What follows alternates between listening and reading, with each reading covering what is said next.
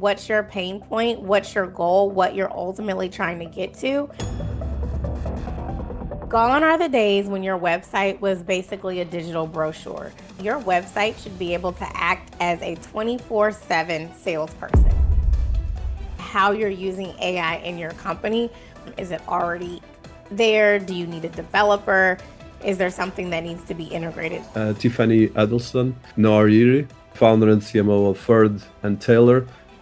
Business are still struggling with digital transformation, and now is AI transformation.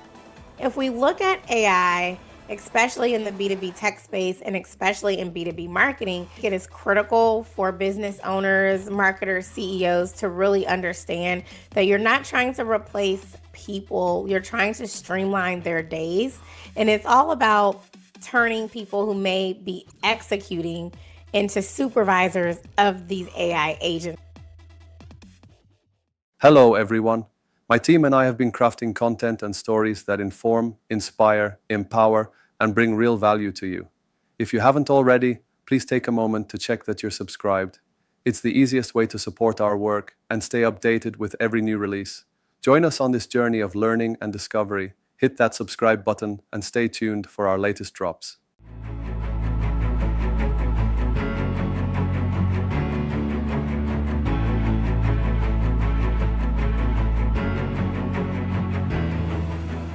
Hello and welcome to Dinis Guarda YouTube podcast show. Once again, in partnership with citiesabc.com, businessabc.net, and wisdomia.ai. We are always excited to welcome to this series fantastic thinkers, business leaders, and technologists that are shaping the world that we live today, especially bringing a bit more of clarity how we can actually improve everything happening in the layers of technology, in the layers of business, which at the moment is probably the most, I would say, accelerated time in history of humanity. But at the same time, there's quite a lot of challenges how we scale our businesses, how we look at our perception of branding, perception of marketing, perception even just be found. And today I'm quite excited to bring to our show someone that is a global expert on these areas. And she's been working how we can enter new markets, what are the strategies, both in terms of business, marketing, execution, and especially how we can actually look at the present and the future, because the things are going at a velocity, especially as we deep dive into AI. So I welcome to our series Tiffany Huddleston Nwahiri. I hope I spelled correct. Yes, absolutely. Thank you so much for having me. I'm excited to dig into this discussion today. So, Tiffany, you have a fantastic background, especially in B2B marketing, as a founder and CMO of Ferd and Taylor, and you are as well a board advisor and a speaker. And just for people listening to us, so Ferd and Taylor is a strategical marketing agency that specializes in helping B2B tech companies grow through data-driven marketing strategies. And you've been managing over $3 million of marketing budgets and achieved as well substantial conversion rates and a successful increase in email engagement and a lot of other different things.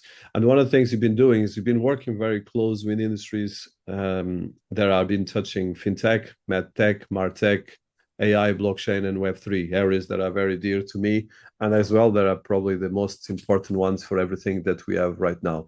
As well, for people to look at your work as well, before founding Ferd and Taylor, you were as well working with Validity Inc., global revenue marketing team, and as well Vericast, where you manage large-scale marketing automation strategy and increasing. So your profile is quite impressive on this area. So the first question is, I always like to go a bit to the beginnings. Yes. So a bit about your personal history, and especially, let's say if you would go back to childhood or teenage years, what were the moments that touched you to be where you are now? It's actually interesting that I've ended up in marketing, because I never saw that for me as a child. You know, when I was a kid, I said, I'm going to be a lawyer. I was going to do all these, amazing things. Interestingly enough, I was a dance student. And so nothing related to marketing, but I always say that's where a bit of my creativity comes from. one thing I always talk about is my parents and how I kind of got to this point. My mom, as a teenager, I watched her go back to graduate school and get her master's and then go on to get her PhD. And my dad is a super uh, well managed with his finances. And so I always tell that he probably has the first penny that he ever earned. So I had one parent that was like awesome with money and one parent that was an entrepreneur and continuing to always go after what she wanted. And I think that that really just stuck in me. But again, I never saw myself doing marketing. Now, as a child, though, I did always see myself doing something with business. I would get my friends together and we would want to do talent shows in my backyard, and I would want to charge people to come to my backyard to see kids perform. So it's always been something where I was thinking, what can I do? What do people want to see? How can I help? And so that's just been a part of me for so long. But as I mentioned, I was a dance student. I went to college and studied dance. And I never saw that I would end up in marketing, but my first job out of college was in the advertising space, and it just kind of catapulted from there. Oh, that's a wonderful story. So from dance to marketing, and as well from convincing as well your peers when you were a child. That's a beautiful Yes. story. So, Yeah. and then from this, so like you said, from this you end up actually in marketing, and you had a fantastic career, and you're still in the beginning. That brought you to both international organizations and using a lot of platforms, a lot of technology, but as well building substantial ecosystems. So tell us a bit about that journey until, of course, coming and founding your present company. Yeah, absolutely. So I have always been in the B2B space once I entered corporate America. So, as I mentioned, I originally started out in advertising sales, and we were working with local businesses in the Southeast United States. And so they were smaller companies. Sometimes they would be large, it could be, big legal firms, but we were essentially selling advertising solutions to them. And I was a very consultative person. Of course, I could go in and just sell them anything and say, oh, buy some SEO. This was before social media marketing was even a thing. So I won't tell my age, but it lets you know it was a long time ago. So before social media marketing was even a thing, I was responsible for the growth of these people's businesses. They really relied on the solutions that we were selling. I took an approach that was more consultative, where I said, listen, how much new business can you get? If you need this much new business, this is how much traffic you need. This is how many phone calls you need. And taking that approach put me in a slightly different position, where now I was looked at more of a partner instead of a salesperson. And I was actually able to go back and look at the results that I drove for these businesses.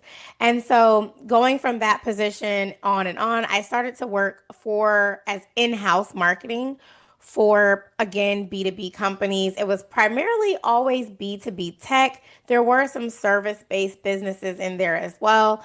But what was awesome is people really saw that entrepreneurial spirit.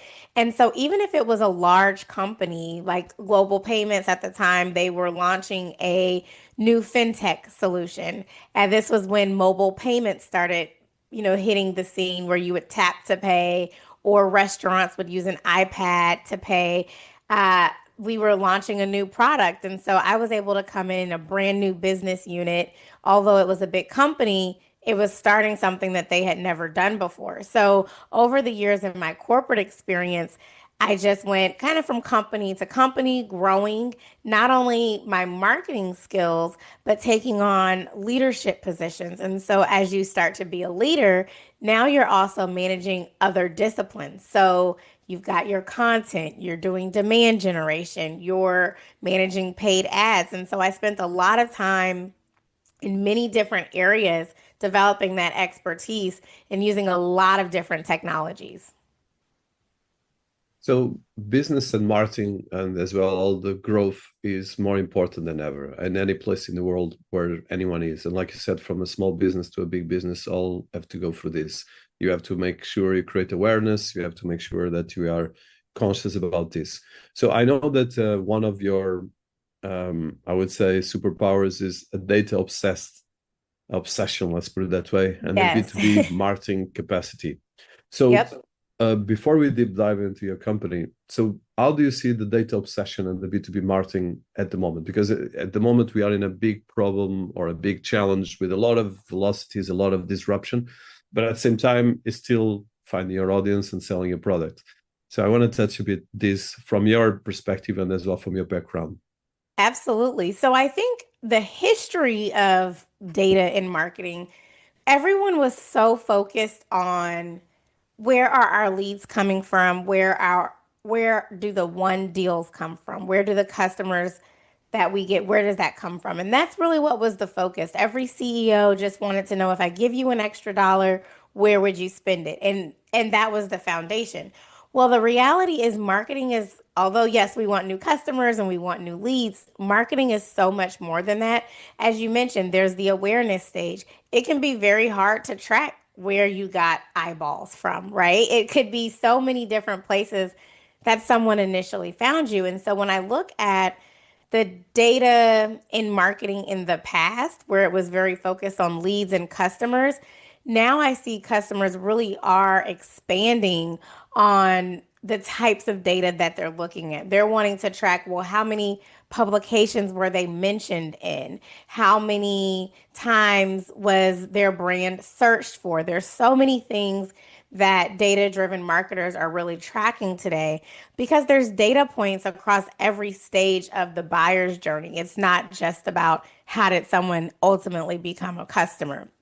And so that's been one thing that's really exciting to see. Now, the challenge of that is data is sitting in so many different places. You've got data in your marketing automation platform, you have data in your ads platform, you have experiences that are happening in AI search tools or AI LMMs that we don't know what's happening, or you might not be tracking it yet. And so a lot of companies are struggling to, one, understand what data should we be tracking, how do we get access to that data, and even if we have all the data, if it's disjointed between different systems, how do we tie it together to get a real picture of what we should be doing? So you'll see conversations in marketing now even asking, do we throw marketing attribution out of the window? Now, I'll disagree with that. I won't say we should throw it out the window, but again, there's so many components of this data story that we need to be looking at today. So you created Further and Taylor, and you lead, of course, the marketing and all the business operations. So first of all, tell us why the name Further and Taylor. I would like to hear about that, and as well what it is for people that don't know about it. Yes, absolutely. So the name actually goes right back to my mom and dad. My father is the third. He's Bryce Huddleston the third, and my mother's maiden name is Taylor. And so I tied the combination, the best parts of me, into the business name. And so a lot of our messaging talks about the intersection, and I always think about it's the intersection for creativity, the intersection for inspiration, and the intersection of results. And so that's where the company name Third and Taylor came from. What's actually very interesting is, over the years of my corporate experience, especially in marketing, you'll find people who freelance and they'll pick up projects on the side. So back in the day, again, decades ago, I had a smaller agency called Strike Three Marketing, where I work specifically with small business owners. But again, as my corporate experience grew and I was working with larger companies and larger technologies, that's really where my focus shifted. And we did a rebrand of Third and Taylor. As anyone can imagine, it's difficult to work in corporate full time and also grow a business. So it kind of just sat on the back burner for a long time. But once I decided I'm doing this full time, it's been an amazing experience. But here's something that I like people to know about Third and Taylor as a revenue generation agency. I never want to coin us as a full service marketing agency. And the reason why is because you end up with a lot of jacks of all trades, people who do a lot of different things, but never anything really well. And at Third and Taylor, I have positioned us to be more so of a full funnel agency. So what that means is, you're going to tell me what's your pain point, what's your goal, what you're ultimately trying to get to. And our strategists put together a plan to get you there. Now, could that include everything from new messaging and positioning to paid ads management to improving your nurtures to aligning your sales and marketing teams? And so that's how I think of Third and Taylor. We're specifically working day by day for our clients to get them to their end, whether it's revenue goals, whether it's greater brand awareness. And our strategies are packaged to deliver on those goals of the client. So let's deep dive in the full funnel revenue marketing strategy. So if you could just explain, because this is a big challenge for businesses, because most of the the business are still struggling with business, well, especially with digital transformation, let's put it that way. And now is AI transformation, which is even more Yes. confusing. And at the same time is, of course, a funnel marketing or a funnel revenue is a very important thing. And it's extremely difficult because you need to look at data, you need to look at set up websites. And if you are a B2B, a business to business, you have to understand as well your audience and have insights. Otherwise, you Yes. just spend money for nothing. And this is a big Absolutely. challenge for anyone. So I want to touch your expertise and as well some of the things you have on that. Absolutely. So when I say full funnel, here's the thing that's tricky. It's debated in the marketing world. Is it a funnel? Is it a flywheel? I actually say it's a roller coaster, right? You don't know if people are going up, down, and around. But no matter what's happening, your company, your messaging, your content, your touch points need to be equipped to reach people wherever they are. The challenge in B2B marketing is that you often get stuck in this box of, well, we're only doing LinkedIn or we're only doing paid search because it's B2B. Well, I tell people you're not selling to a building. You're not selling to a company. You're selling to an individual who works at that company in a building. Those people still go home and they watch TV or they listen to podcasts or they listen to the radio or they're scrolling on social media. And so B2B definitely needs to take some learnings from the B2C world and looking at the channels that they spend and invest in some of their advertising.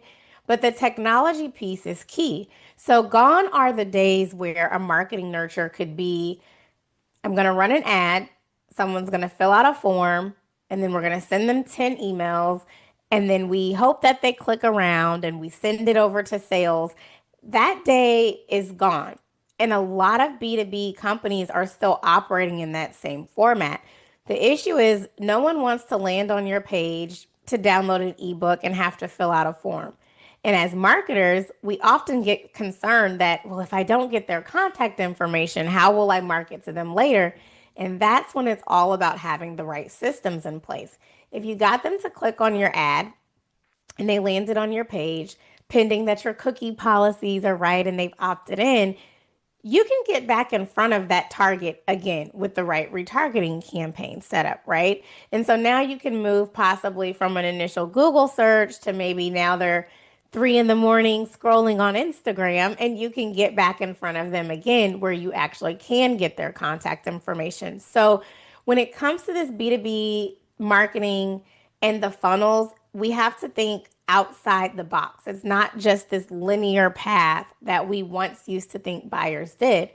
And a challenge that I see a lot of companies having in the B2B technology space, especially with so many AI companies developing, is the messaging. We get clients that contact us nearly every day under the belief that they need to spend more money on marketing. I will do an audit of their website and I'll tell you about 80% of the time I say, it's not about spending more money, it's about your messaging. And almost every AI website, you land on it today and it says AI powered, and that actually means nothing. So I'm going to always empower B2B marketers, B2B CEOs, B2B technology teams. It's not about the fact that your tool is AI powered or this feature that's automated. It's really in the messaging of the pain point. What are the benefits and what are the outcomes? And so it's a vast world in B2B marketing. There's a big shift happening. And those are the things that I'm really trying to encourage the B2B industry to do a bit different in their marketing.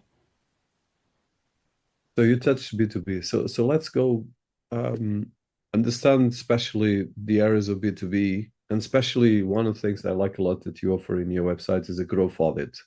So let's look at if you could put business to business marketing and business to business in general and the growth audit. So how would you look for someone that is struggling with B2B, and as well, for instance, any case study you have from your own clients, or of course you don't need to mention names, but something that you think is important for, because I believe that, especially speaking with a lot of companies around the world and businesses, well, first of all, everyone is a business right now. Yeah. If you don't know, you have to do both your personal brand becomes as well a small B2B.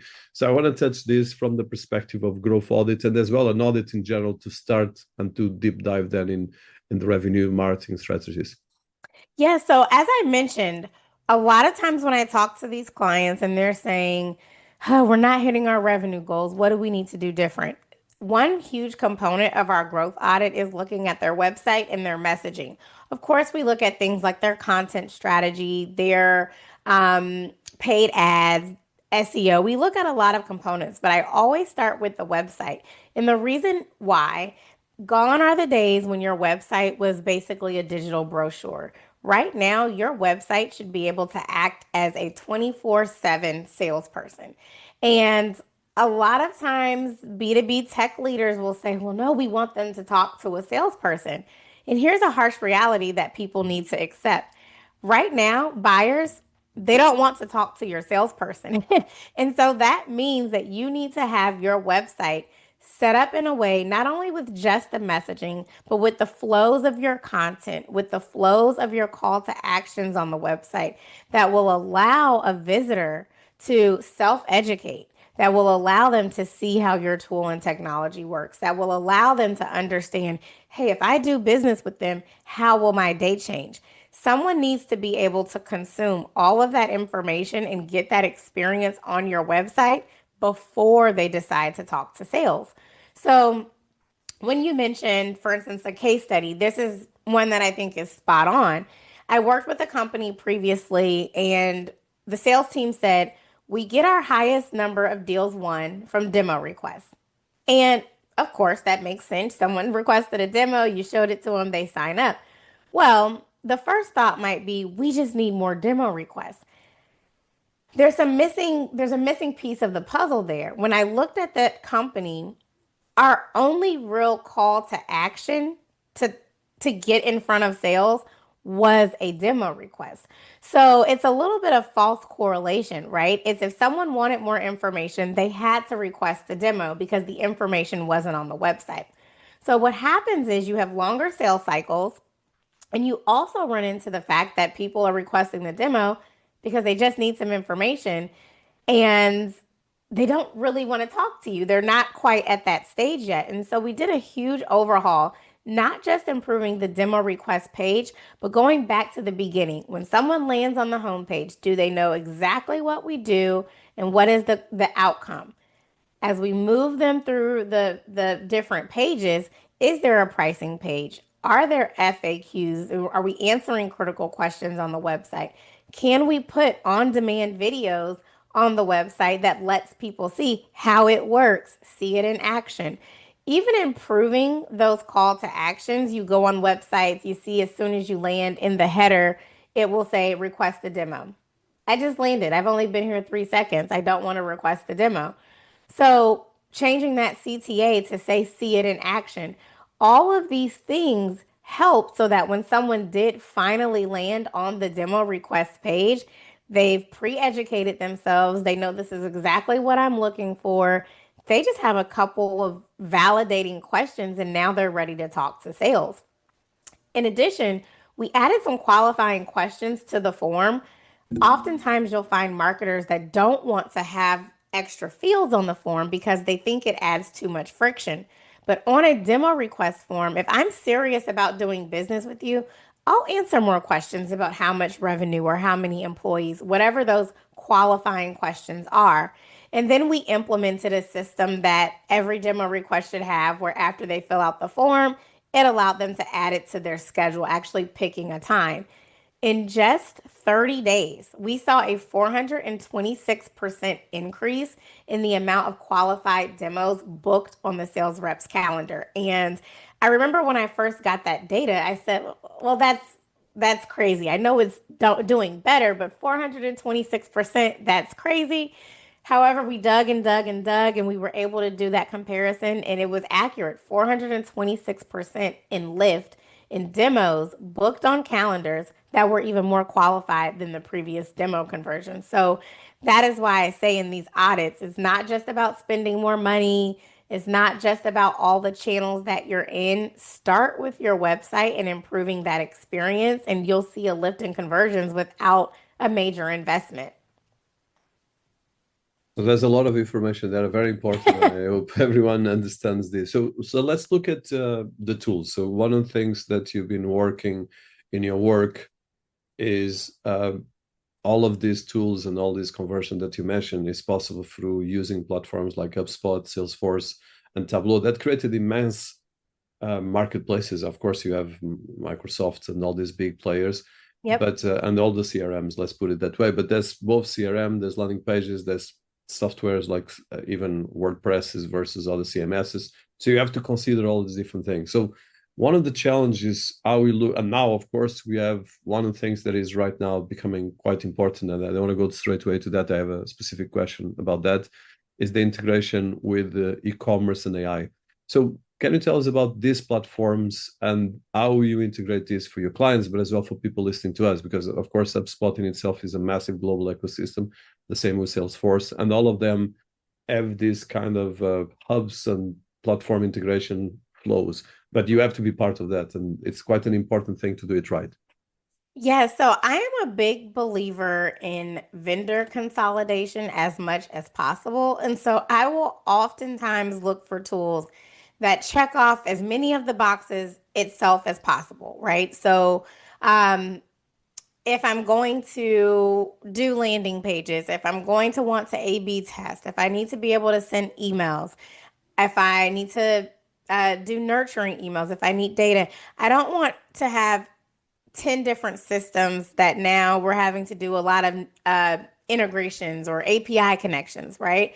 So I do start with a solid foundation. Now, one thing to be mindful of is you also don't want to be too reliant on one vendor in the case that something changes and you need to make a pivot that now everything is on fire because you relied so heavily on one vendor. So I do like to be mindful of that. However, because of AI today, there's so many capabilities that you can do outside of your existing tools, and that is where integrations come in. So I we hear all the time, AI is taking jobs. People in marketing are very concerned about that because there's been using AI for writing content and creating ads and things of that nature. But if we look at AI, especially in the B2B tech space and especially in B2B marketing, the real focus is on how can we streamline our days to be more efficient. I don't want to say it's getting more done with less time, but how can I be more efficient in my day? All the way down to data and analytics. Okay, I need to sit down, I need to pull all of this data together, and then I need to do an analysis of it. Well, imagine running an agent, an AI agent that can do that for you, at least starting it for you, right? When you talked about e-commerce and AI, there's some great tools. Lovable, I love that platform. They now have an integration with Shopify. So it's looking for platforms that may already have some of these native integrations. But even when it doesn't, there's resources like make.com, there's N8N that make it, even if you're not a developer, to automate some AI experiences or AI touch points and use those resources in your business. Again, I think it is critical for business owners, marketers, CEOs to really understand that you're not trying to replace people, you're trying to streamline their days. And it's all about turning people who may be executing into supervisors of these AI agents, if that makes sense. So it is about finding the right technology.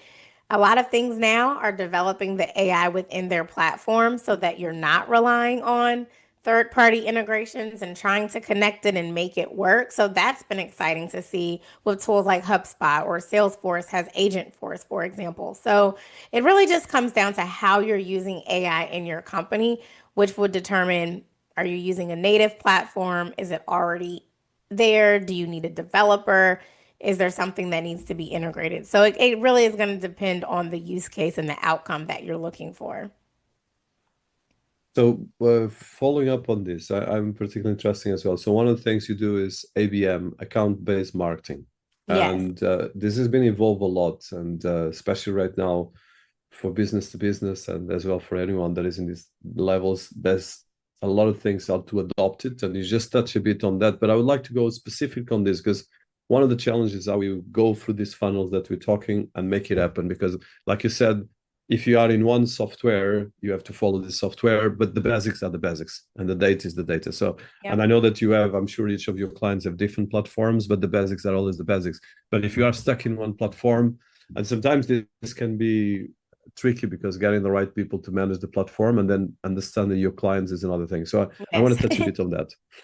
Yes. So when it comes to the account-based marketing, this is an area that has evolved over the years. So let's even just 5 years ago, it was all about just getting ads in front of those accounts, and you couldn't really track what was happening after that. A sales rep does not want to know the account. That's the reality of it because they want to know as soon as you send them an account that engaged on the website, they say, well, who was it? Who do I call? That they want more information. And so we know it's transitioned from being more of account-based marketing to account-based experiences. So imagine you've got one platform that you're relying on for getting in your customer data.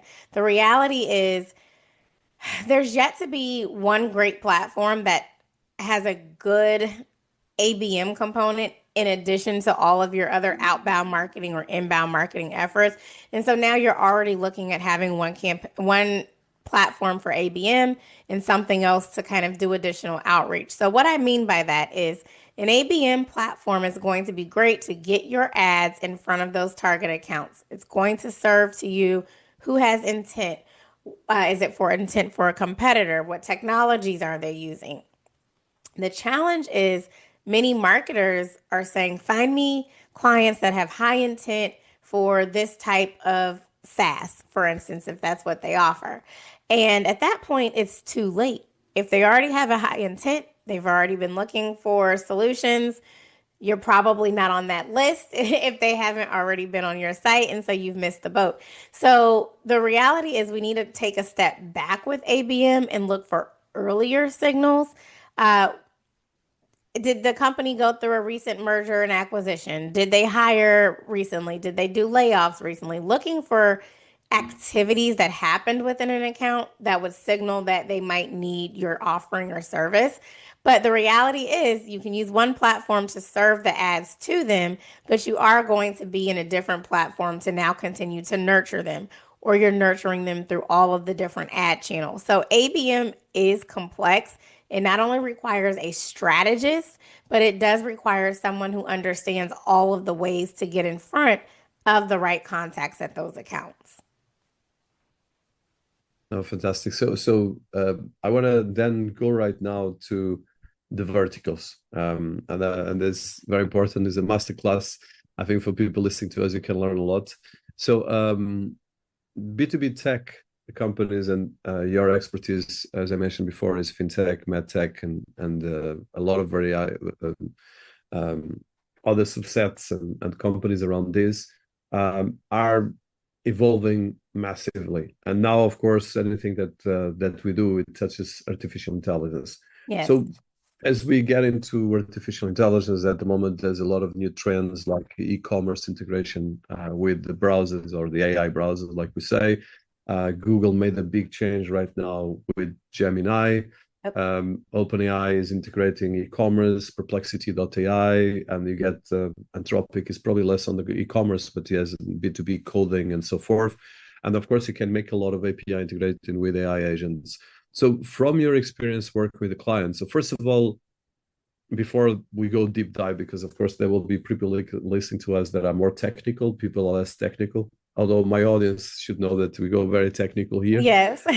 but the question is, first of all, how you have to, because the challenge I feel is that, okay, if you are in fintech or if you are in medtech or any actually subset of business to business, first of all, there's still a lot of question marks the way you look at first of all, setting up properly your things, and then second, integrating artificial intelligence. But then how we make money out of that, how you create ROI. And a lot of the Yes. marketing is still creating ROI, return on attention versus return on investment. So Mhm. a bit of the basics of, okay, how you look at all of this and look at return on investment and return on attention, and you don't get lost, because I think the first problem we have is people get fear of missing, or they deep dive, or they even can do a lot of mistakes, because if you use an AI, there was a case of big corporations that did massive mistakes with Yes. using of AIs. So, and it's going to be probably worse, because even recently, OpenAI got in serious trouble because some of their providers got hacked. So there's a Mhm. lot of considerations and risks as well. Of course, a lot of opportunities as well. Yeah, so when it comes to e-commerce and AI specifically, it's going to be a bit different in the B2B space because, again, it's not typically going to be something that you did a search for, you saw an ad and you click and you're buying, right? That's not your typical B2B, especially in the software or technology space. However, B2B tech companies definitely should still be leveraging how they're showing up in AI results and how they're showing up in these AI platforms because so much is happening there. Now, there's a lot of I think scare tactics about how much traffic is being searches are being done in AI tools. Yes, it's a lot of searches, but it's actually more it is prompting, right? And so when someone goes into AI and they say the best tool to help me do ABC, right? You want to show up there. So they're researching. It still is about intention because that's going to be a lower funnel search. You need to make sure you're showing up. So while it might not be the e-commerce experience that the AI platforms have been adding in, you need to make sure you're showing up, and there's some ways to do that with how your structure is with how your content is structured. There's a site called Winter, WYNTER. They have actually added a page on their website that says for AI LLMs, and it's an overview of their company, the bullets, how they compare to competitors, so that they can show up how they want to appear in the AI search results, right? So we definitely need to make sure B2B is planning for this, but we can't do it by totally abandoning all of the good things we were doing before. So you're seeing companies saying now SEO, search engine optimization instead. That's not true. It's still having the content on your site. It's just structured differently so that the AI tools can easily read it and digest that information and recommend you in those results. And so it is critical for B2B brands to still play in that space. Again, it is going to be different than the e-commerce features that were there. Now, I do have some tech clients that have a get a free trial or get signed up, or it might be an entry price point tool.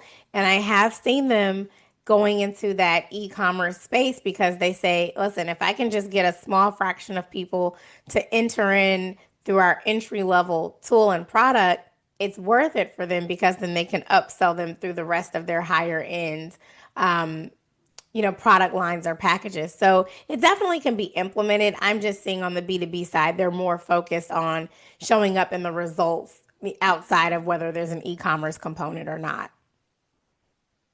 Yeah, this is a key element, and it touched you very well and very simple. And I like the idea that you have to right now think SEO, GEO, so general or generative optimization, let's put it that way. And then Yep. you have as well to optimize for LLMs and for AI agents, because the three things are touching together. So I want to deep dive on this area. So the AI is reshaping, and I would say disrupting the entire marketing and business and It e-commerce and is. B2B industry.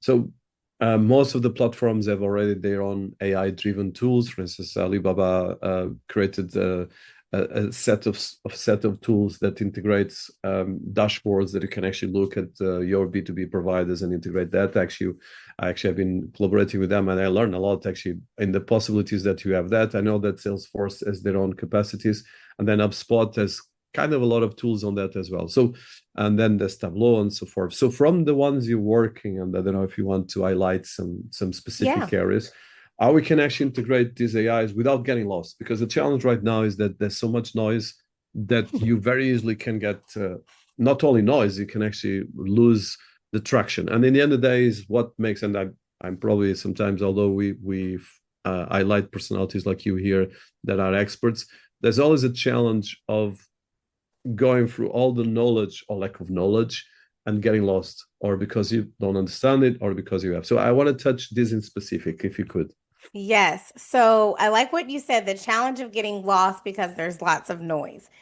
I see an ad, I see it, a website, I see something 20 times minimum a day about some new AI thing or all these new AI agents, or it can be overwhelming. And what I want to tell all of our CEOs, CTOs, CMOs is don't divert your plan based on all of the shiny new objects, right? Look at your business and determine what can be streamlined. Where do we see a place where we need to be more efficient and start there? So don't, because someone mentioned some cool new agent, need to necessarily go out and try that. Start with what you know you need to solve for. And then it's about evaluating, do any of your current platforms already do that? So when you talked about Salesforce, they have launched Agentforce. Why is that so amazing? Well, it can help you with prospecting. It can help you with your, sales reps with follow-ups. It can help look at the sales data. So it's about, again, where is your business finding the largest pain points today and solving for that using AI? And you'll be surprised that a lot of the tools that we're already using in, whether you're in the marketing department, whether you're in the finance department, you'll find that a lot of the tools that we're already using have already put in some of that AI to streamline your day without you having to go and get some new expert to figure it out and develop it for you. So that's going to be my first step, because otherwise you're trying to build something new and awesome and amazing when your current tool might already do it. And what I like to always make sure business owners or, CEOs understand, although AI has been around for a while, it's been longer than, 3 years of open AI's birthday, right? So, but the reality is when people say, oh, I'm an expert in AI, do you know how many hours it takes to be an expert, right? And it just hasn't been mainstream long enough for there to be someone who's and for so many people, I'll say that there can be experts, obviously, but for so many people to be an expert where you're just going to try every new thing that comes out. So please rely on the tools that you already are using and understand what AI capabilities are already built in there, because many of these large ones, again, Tableau, Salesforce, HubSpot, they already have some AI functionality built in there. So leverage that, and then you can determine where you need to possibly use a third party or have something custom developed. Yeah, that's very important. So one bigger question right now that I want to touch. So as we get into this next stage, and I'm finalizing the interview, I know that I've been. And no, this is fun. I'm enjoying it. It's been going very fast. So one of the things that I'm seeing right now is definitely a disparity between automation of processes and the integration with AI agents. And I'm going a bit technical for people listening to us, but you can actually ask the questions in the comments and engage. We'll try to answer. So we have in one end, like you said, the platforms, and these platforms have their own kind of, I would say, A to Z system. They have all these systems, and like you said, Salesforce, HubSpot, Alibaba, depends if you are more in e-commerce, or depends on all these platforms have fantastic tools, or even Copilot in the case of Microsoft, and Google as well. Even right now, Gemini integrates with Workplace of Google and so forth. So you can actually stay in the platform and do most of the things there. But then there's a challenge for marketeers, and you touched the SEO and the GEO, and as well now the AI agents, which is becoming more important. And I believe especially depends a lot of what is going to happen as well. So one of the questions, so the question for you precisely is, okay, in the verge of all this kind of top level big And these are complex tasks. Okay, to activate an AI agent is not a simple thing. People, Exactly. AI, everyone tells you it's easy. No, it's not. It's very expensive. If you Yes. want to do it right, it's very expensive as well. So, my question is, from using some of these tools and as well trying to create results for your clients, because there's the hype and there's the reality. Everything still goes, like you said in the beginning, to have a good brand, to have a good website that converts, and as well to make sure your website is found and your products are found, or the news, and it comes kind of like a cycle on the funnel that you work on this. So what are the trends that you're seeing, especially the things that are really helping? And as well, in one end, from these trends, what are the biggest challenges you're seeing from your clients and the opportunities, and as well from your own work?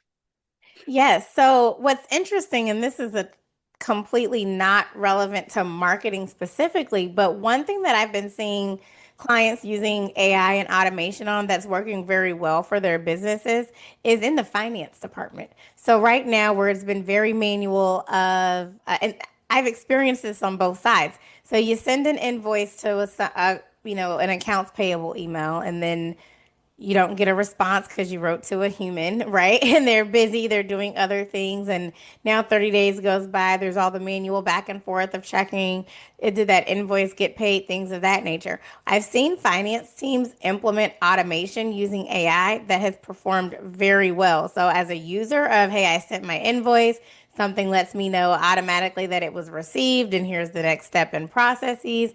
And it's automating it. Every time something happens on their end, I'll get a notification. They've uploaded that invoice into their system, which is now keeping them on track of the due date for this is coming, and also telling them based on cash flow, here's when it's best to pay this and still make the payment on time. So I've seen finance teams use AI and automation and has performed very well. I think in other departments, including marketing, a lot of teams are struggling to get that automation in place. And I think it's because there are so many variables. There's not this linear path of things that happen in marketing or how you work, with prospects where you can automate everything. And so I'm sure this has happened to you. It's probably happened to a lot of your listeners and viewers where you maybe received a touch point or a pop-up or the chat bot directed you somewhere else. And it's an attempt to add automation into these experiences, and it's failing. And so what I've been really empowering marketing teams to do is, hey, if you don't have the time or the budget or the resources to invest in what it would take to make this 98.5% perfect, you need to pull it back. And that is because you're creating now a bad experience that is going to affect how people perceive your brand, and that could be a customer or a prospect. So I'm actually seeing marketing departments struggling with automation that is customer facing. Now, where it's working is in their internal processes. Okay, someone created a piece of content, check this box. AI is going to automate it to do this, this, and this thereafter, right? And checks and balances. So internally, but externally with customers, I'm just seeing time and time again, that's a struggle that companies and clients are having. So how I've been combating that from an agency perspective is, hey, everything doesn't have to be AI and everything doesn't have to be fully automated. What you want to automate is a good experience. And so you can trigger, if somebody visits this pricing page, this is the experience we want them to have thereafter. Automating a experience instead of trying to automate how to find information, and your website isn't built properly to help serve the right, resources or results. And so that's what I've been empowering clients to do. Yeah, and this is, you touch very good list of things, because there's so much that can be done, but it's about the devil is on details, and it's a bit like the beginning of the internet. So one Yes. last one, or probably the two last ones, I want to be respectful of your time. So from the perspective of you deal with a lot of clients, a lot of marketings and the young professionals, and one of the challenge, of course, we didn't discuss the doom scenarios of AI, the loss of jobs, because that's Yes. something as well realistic. So I know that you're very positive, and I love as well the passion you put in your company, even respecting your father and your mother. That shows a true love Thank and a you. true as well positivity. But there's a lot of fear right now about how AI is going to disrupt. And there was recently a study from MIT highlighting that 12.5% of the jobs in the US are disappearing, replaced by AI. And I'm not talking low jobs, so it's very jobs. But one of the things that I'm quite excited, and I want to provoke you here in a good way, I've been writing something new that I've been trying to pass as well, is that at the moment we are shifting towards a new kind of business that becomes very agentic. So you are director of an agency, so you know that better than anyone else. Yes. That anyone right now needs to be an entrepreneur. And the challenge is how you become an entrepreneur, where you have to learn, build, ship, adapt, compound. And this applies both for a business to business, applies to each of us individual, for a leader, and so forth. So in the sense of agency is that everyone needs to become more entrepreneur to use these tools and be more critical in terms of assuming independence and sovereignty in terms of both managing the economical value of the tool and architecting these different things. So I want to touch this as an entrepreneur, and this is more broader for young audience and for people listening to us that are struggling at the moment. What would be the best advice that you give them to navigate through the noise and navigate through the challenge they're going through? Yeah, so this is actually a huge discussion point for many reasons. So here in the United States, I have colleagues in marketing and corporate who have been laid off. And their companies are specifically citing that they're using AI. They want their teams to be using AI. So not only were people laid off, the people who were remaining, they were directed, we need you to learn to use AI. So, and that's not going anywhere. We're not going back, right? And so it is a concern, but it is also a reality. And so you hear people say, oh, marketers won't be replaced with AI, but you will be replaced by a marketer who knows how to use AI. And it's actually, I think marketers are being replaced by AI, which is concerning, but you definitely have to know how to use AI. So that's using it within another company. But you brought up a really good point. And for me, it's on the entrepreneur side, the personal brand, and as a business owner.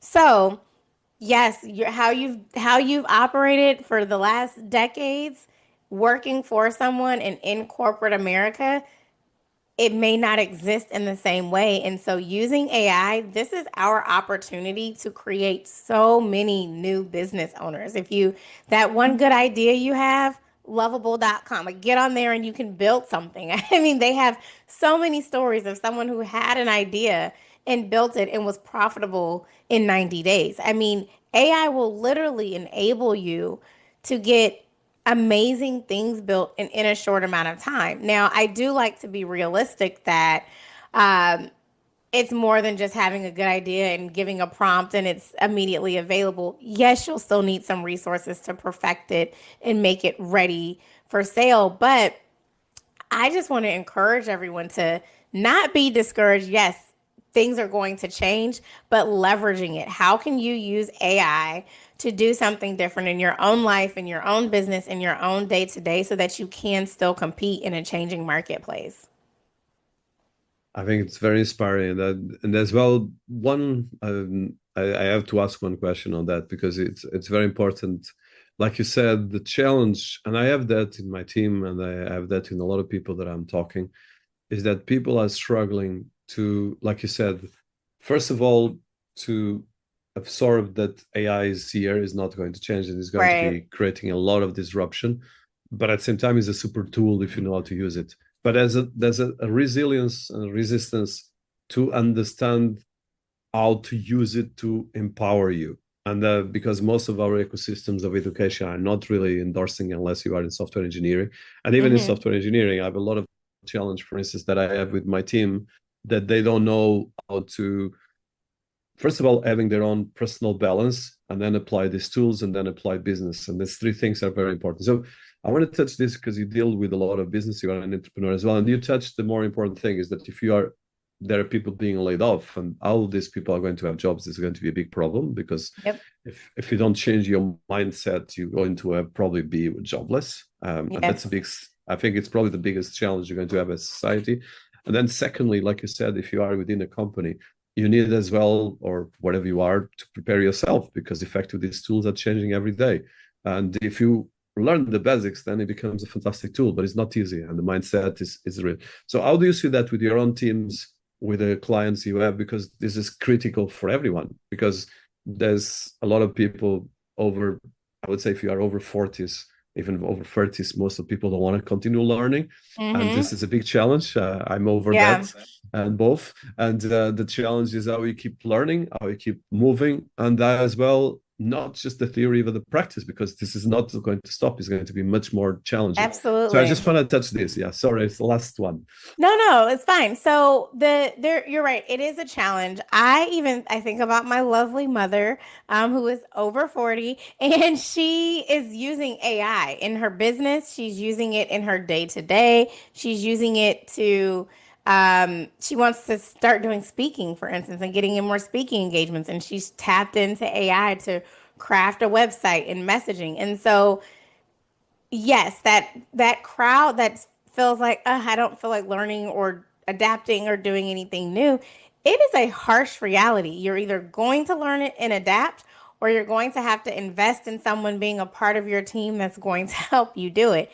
The fortunate thing is there are overseas resources, and this is from my position being here in the States, right? There are overseas resources where you can outsource it overseas and it could be a fraction of the cost, so that you can add that skill set into your business or into your day to day if you don't personally have the bandwidth to learn it. But if you think about even someone who's employed at a company, that's where you are today. It may not be where you are tomorrow. And so I say you need to take that time, whether it is money or whether it is time, to invest in learning in that skill set, because it's you for your personal brand. It's going to level you up to say, I'm a marketer that knows how to use these tools, and this is how I use it, and these are the outcomes that I've delivered with it, or this is how much time I've saved. So not only does it make you competitive in your current role, it makes you competitive with other positions that you may need in the future. So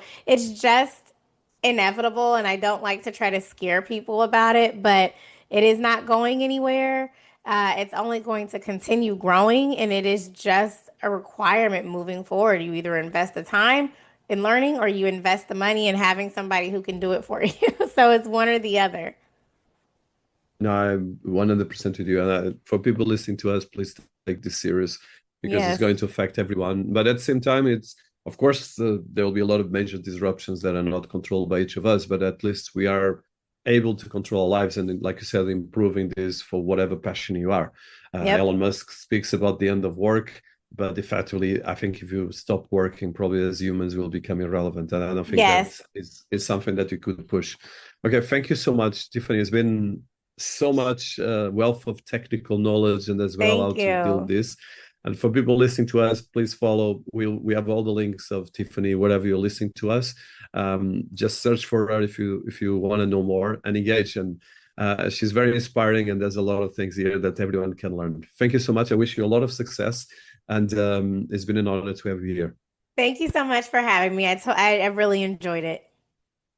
Thank you for watching this episode. Please share your thoughts, questions, or a topic you want next in the comments section. My team and I read them all and will tailor our future videos around your feedback. And don't forget to subscribe so you don't miss the next drop. Until next time, stay healthy and informed.